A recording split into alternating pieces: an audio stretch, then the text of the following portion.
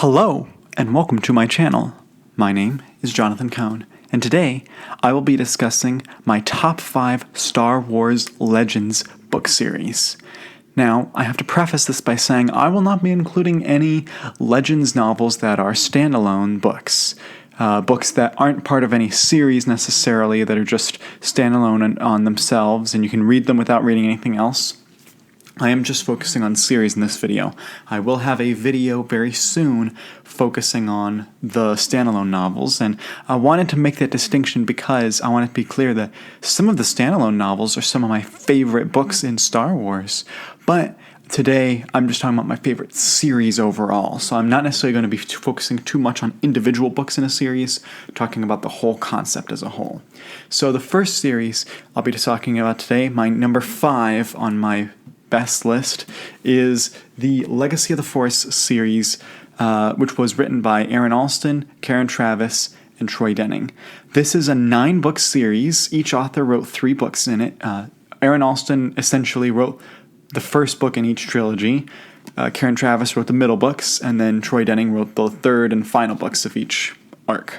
And this series focuses on the next generation of Star Wars characters 30 years after Return of the Jedi, where it focuses on Jason Solo and Jaina Solo and Ben Skywalker, Jagged Fell, and many other characters. It also includes some of our favorite heroes, such as Luke, Han, and Leia, and Mara Jade, but it really focuses on the next generation. And to me, the reason this works is because it's heavily influenced by the prequels. It takes a darker turn, which some people may not like, but it still feels like an epic Star Wars story. This was when Legends was really, Legends was already a popular book series, but when the expanded universe came with these books really drove the narrative forward and really made people excited.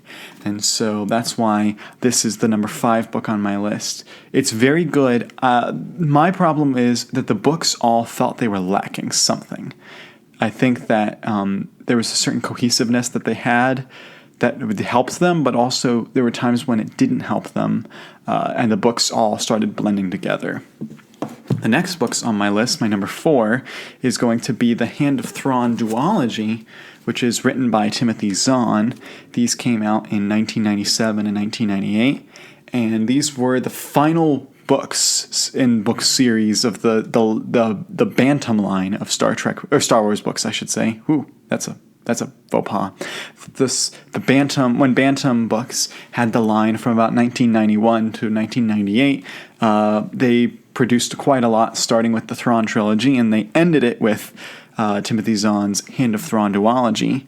And this is, in my opinion, the most underrated Star Wars series.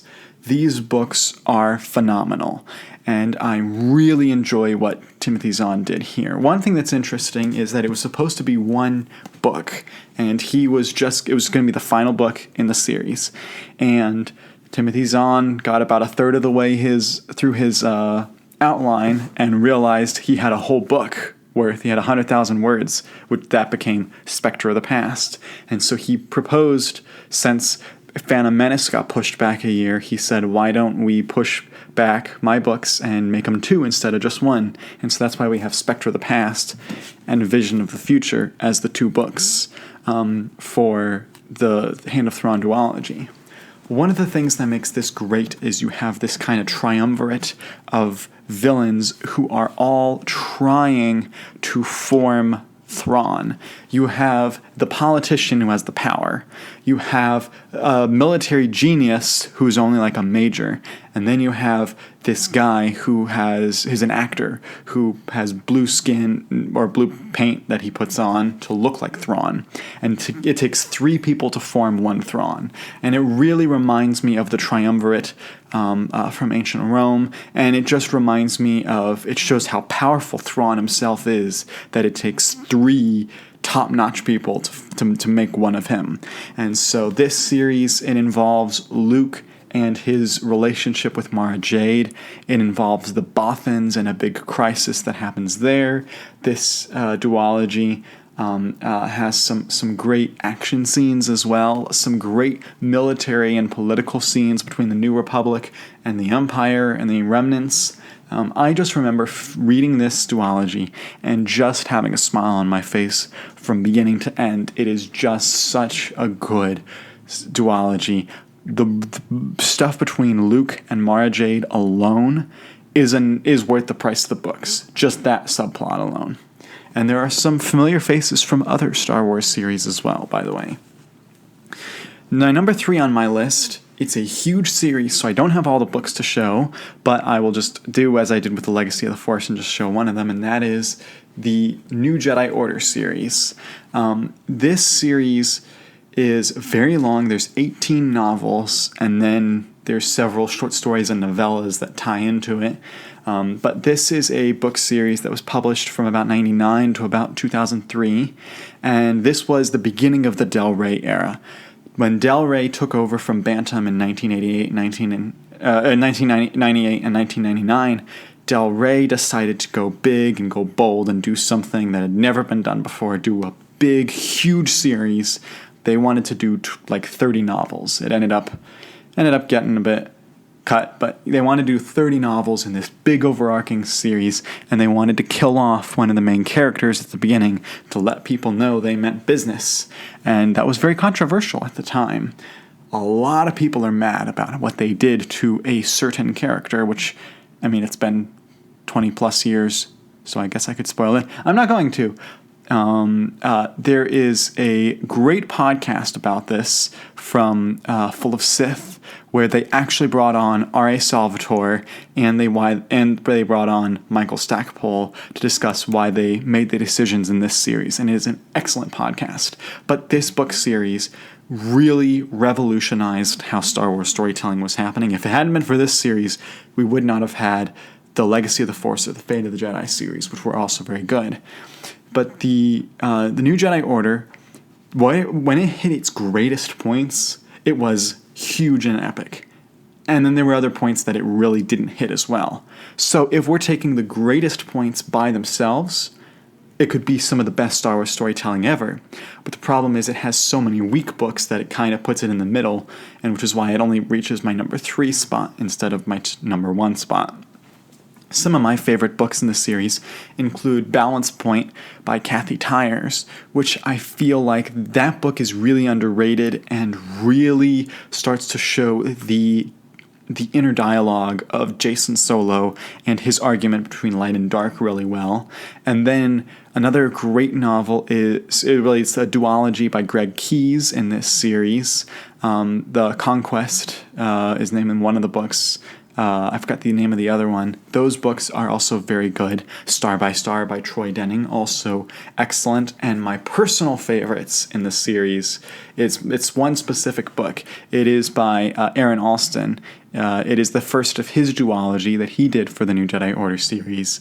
And I don't have that book with me because it's out with someone else. That book was my favorite part. It really felt like a World War II novel set in Star Wars. And it was just a great military storyline. The Yuuzhan Vong were fantastic villains, and they were used really well. And I think that the new Jedi Order is what most heavily influenced the High Republic that we're seeing now. The next book series on my list, I'm kind of cheating a little bit. I'm not including the whole series. I'm including a certain arc in the series because it really is a couple of series meshed together, and that is the X-Wing series. I'm specifically talking about the first 4 books by Michael Stackpole. These are Rogue Squadron, Wedge's Gamble, The Krytos Trap, and The Back to War. This series, there's actually 10 X-Wing books. Michael Stackpole wrote the first 4, and then Aaron Alston wrote 3 more, and then they kind of alternated for a few more years. And so that's how you got to 10. But the first 4 form a single arc in the storyline, and it follows heroes such as Wedge Antilles and Coran Horn and many other excellent characters from the Legends line. And these, of course, were published during the Bantam era. And what made these great is that they just established your squadron And those were the main characters, and you really just followed them. There were a few other characters, but it really just followed the squadron. So you were easily able to follow from point A to point Z. Your villains were very defined. It was a classic Rebels versus Empire storyline. The goal of this 4-book series is to take Coruscant, and you see them struggle to do that, and it is just a thrill ride. It's so much fun. There's lots of aerial action, so if you don't like space battles, and I'm there with you, I don't like reading space battles, this might not be your thing, but I think that Michael Stackpole, more than any other author, except maybe Aaron Alston with his New Jedi Order book, Michael Stackpole gets space battles and knows exactly how to do them right, and this series shows why. And so the first 4 books are amazing. And that's not to hate on the other books in the series. I love the other books, but they just don't match up in quite the same way that these books do. And so that's why this is my number 2 best series for Star Wars Legends. Now, this is going to come to probably no shock by now if you've probably been able to figure out what my answer here is going to be, but my number 1 favorite Legends series is the Thrawn trilogy. I guess I'm very basic because this is everyone's answer, but the reason is because it's that good. This trilogy came out in 1991, 1992, and 1993, was really an impressive feat of storytelling. This trilogy, more than any other trilogy, feels like Star Wars movies. Like, this could have been a 7, 8, and 9 of Star Wars. That's not to say that I didn't like 7, 8, and 9 of what happened, but this could have, if George Lucas had wanted to, he could have adapted these and they would have worked very well. If Disney wanted to, the problem with Disney was they came around too late. These books had already been out, and, you know, the actors were all too old to come back and play their younger selves. But if we could have a time machine, this would work really well as a trilogy. Timothy Zahn, there's a reason he's written the most adult Star Wars novels, and there's a reason he's the best-selling Star Wars author, and there's a reason his books are talked about so much. And it is because he just gets it. He gets the action, he gets the characters, he gets the world building, he gets the feeling, most importantly. He gets the feeling of Star Wars. And this trilogy, more than any other, really works for it. And so I think that, you know, everything from Thrawn as a villain to Jorah Sabaoth to Luke, Han, and Leia, everything just worked together in just the right way. It came at just the right time for the fandom. And I just think that even on rereads, this series is still amazing to read. And it just holds up. And I feel like this series will never be beaten as a series simply because of how it just hit everything it needed to hit. Like, there are certain books I love more than this, but as a series, you just can't get better than the Thrawn trilogy for Star Wars. So that is my top 5 Star Wars series. I'm sure that people will disagree with me. There are probably people disappointed I didn't include Fate of the Jedi or the Jedi Academy trilogy or the other X-Wing books, or I don't think this is anyone's favorite, but the Corellian trilogy or the Bounty Hunter trilogy might be someone's favorite, but I would love to hear it because I love talking about books. And so you can like this video, subscribe to the channel, you can share the video, comment whatever book-related thing, Star Wars or otherwise, you want to tell me about. And until next time, I'm Jonathan, and thank you for watching.